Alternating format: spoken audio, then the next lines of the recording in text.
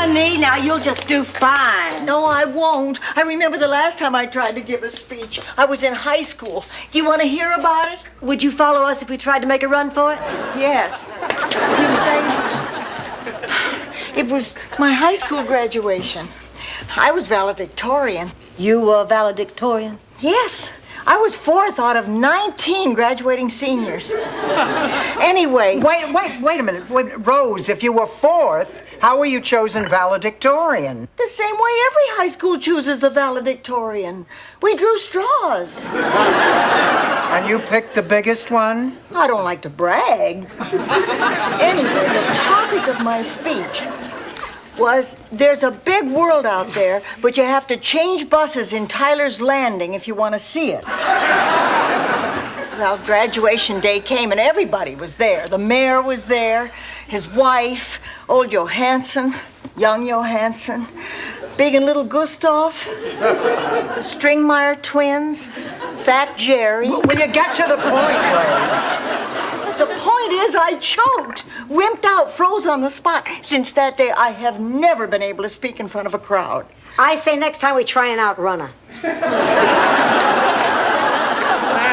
Rose, listen, you're not the only one who's gone through this. I had a phobia, too. You, Dorothy? You were afraid of some big old strong strapping thing like you? Who am I, Joe Frazier? I had a fear of flying, Rose, and then my sister Gloria got married in California. Of course, I had to go. So I got myself some therapy, and it worked. Listen, honey, it's nothing to be ashamed of. Everybody is afraid of something. What are you afraid of, Blanche? Nothing. You're a real team player, aren't you, Blanche? I'm not afraid of anything now, but I sure used to be. Not a phobia exactly, but something just as bad. A recurring dream. Night after night, I had this awful dream that I was trapped in an enclosed space full of men. Now, what could that mean? Let's give this a second. Now, wait a minute. There's more to it. All the men were bald. Just me and a bunch of bald men. Oh, and I kept hearing the voice of God. Anyway, one day I just finally said to myself, Blanche, you are bigger than this. You don't have to succumb to any dream.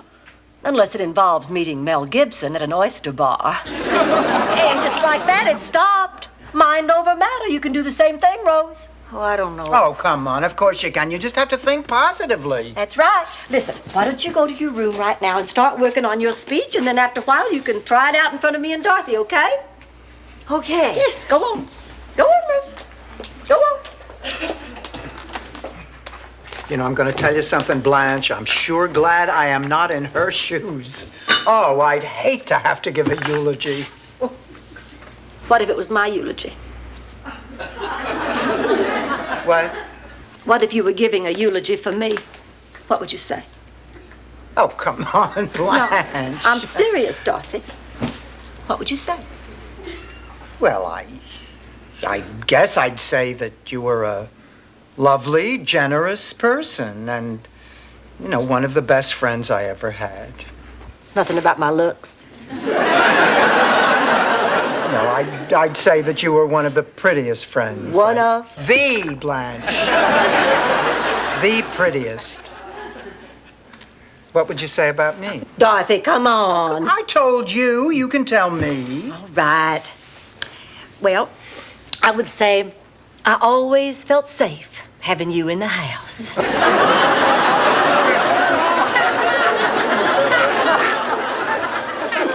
And I would say I always enjoyed talking to you when I'd come home from one of my numerous dates. And I would say I always looked up to you like an older sister. Thank you, Blanche. Oh, and I forgot one thing. I would also say you're fat.